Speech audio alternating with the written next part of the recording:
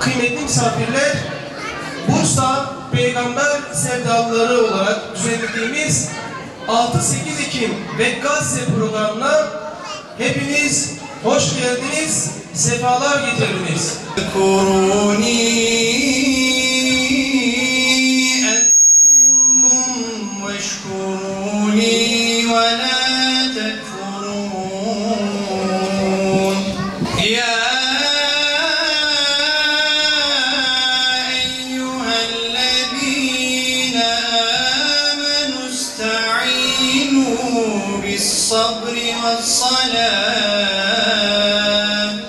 Bugün belki yarın kısmet, yürüyelim beraber Kudüs'e doğru. Belki bugün belki yarın kısmet. Vebaliya ümmet şubuvenaliyan yesil ser vebaliya. Mücahitlerine selam olsun. İsmail Heniye'ye selam olsun. Muhammed Dayfa selam olsun. Yahya Sinvar'a selam olsun. İki gözümüzün nuru Ebu Ubeyde'mize selam olsun. Bugüne kadar meydanlarda duran, Gazze'nin sesi olan bütün kardeşlerimize selam olsun. 7 Ekim çok önemli bir gündür. 7 Ekim adeta Siyonizmin yıkılışıdır. Kassam Tugayları, Kassam mücahitleri İsrail'in ne kadar aciz olduğunu 7 Ekim Fecr vaktinde göstermiştir. Kendilerine 2 yıl boyunca yemek göndermekten aciz olan 57 İslam ülkesi, kıymetli kardeşlerim, Gazze'li kardeşlerimizi 2 yıl boyunca kendi kaderlerine teslim ettiler. Tam 2 yıl, bugün 2. yılı, 7 Ekim'i kutluyoruz. 7 Ekim'i kutlamak bir bayramdır. Çünkü Kassam Tugay'ı kazandı. Siyonizm yıkıldı. 2 yıl boyunca onları hezimete uğratamadılar ve dünya ne kadar Siyonizmin vahşi olduğunu, ne kadar korkak olduğunu gerçek gözleriyle kameralarda da gördük. Boyunca kardeşlerimize yardım etmeyen 57 İslam ülkelerinin liderlerine de yazıklar olsun. Biz de Mısır'a gittik. Mısır'da İsmailiye bölgesine kadar gittik. Belki izlediniz resimleri, videoları. Haziran ayının ortalarıydı. 10-12 Haziran arasında başlamıştı ki bugün sizin bu göstermiş olduğunuz o teveccühü biz orada görmedik. Biz Müslümanlar olarak çok azınlıktaydık. Belki dışarıdan gelen gayrimüslimler de vardı. Direniş için gelmişlerdi onlarda. Lakin o gün Mısır'ın halkından hiçbiri meydanlara çıkmamıştı.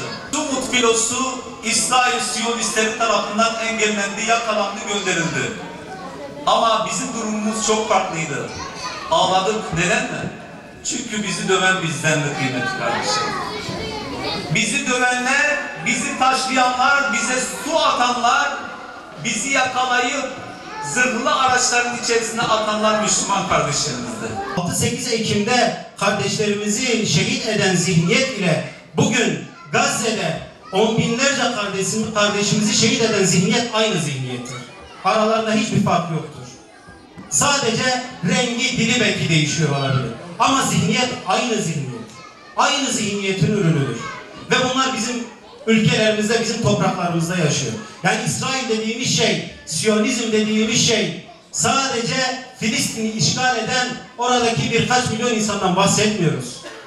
Bütün İslam ümmetini bir kanser hücresi gibi sarmış bir hastalıktan bahsediyoruz. İslam ümmetinin kalbine saplanmış bir hançerden bahsediyoruz ve bu hançerin her geçen gün tahribatı her geçen gün daha da büyümeye başlamış. ikisi de aynı günde tevafuk etmiş. 6-8 Ekim olayı ile 7 Ekim Aksa tufanı olayı tevafuk etmiş. İkisi de aynı döneme denk gelmiş. Bu da belki Rabbimizin işaretlerinden güzel bir işarettir.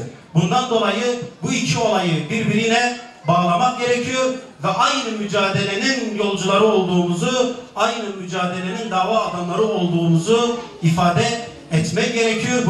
Darmadağın bir vaziyette biz bu düşmanla mücadele edemeyiz. Aksa tufanı olayı unutulmayacak bir dönüm noktasıdır. Hani tarihte bazı olaylar var ya, tarihin gidişatını değiştirir. Mesela İstanbul'un fethi gibi. İstanbul'un fethi tarihin gidişatını tamamen değiştirdi.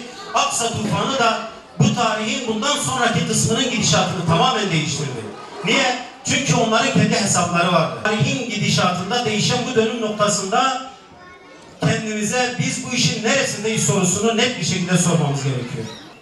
Göstermelik bir şeyler yok. Ne zaman ki İslam ümmeti bir araya geliyor, işte Sumut filosu gibi, özgürlük filosu gibi filolar Gazze'ye doğru yöneliyor. İslam ümmeti bir araya gelecek, bir müzakereden, bir barış antlaşmasından, bir işte bilmem ne planından bahsetmeye başlıyorlar. Ne zaman ki İslam ümmeti tamam artık Gazze kurtulduğu rehavetine kapılınca tekrar saldırmaya başlıyorlar. Yani şu anda ortada danışıklı bir dövüş var. Hakiki bir barış sağlanmış değil. Öyle göstermeye çalışırlar, öyle değil.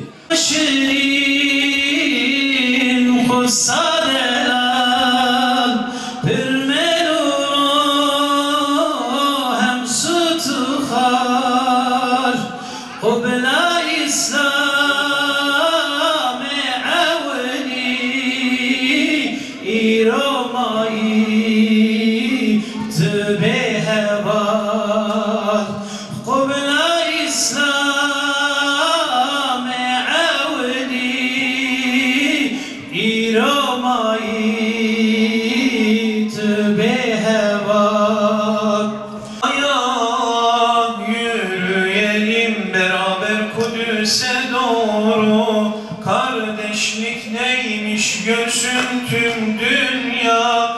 Yürüyelim beraber Kudüs'e doğru. Kubbetü Sahra vuslata hasret, Mescid-i Aksa'yı sarmış kasvet. Belki bugün belki yarın kısmet. Yürüyelim beraber Kudüs'e doğru. Neden tüm şehitlerimize rahmet eyle. Gazilerimize acil şifalar ve uzun ömürler nasip eyle Allah'ım. Filistin'de, Gazze'de vatanlarını, yurtlarını, yuvalarını muhafaza etmek için senin yolunda mücadele eden mücahit kardeşlerimizi en kısa zamanda zalim işgalcilere karşı muzaffer eyle Allah'ım.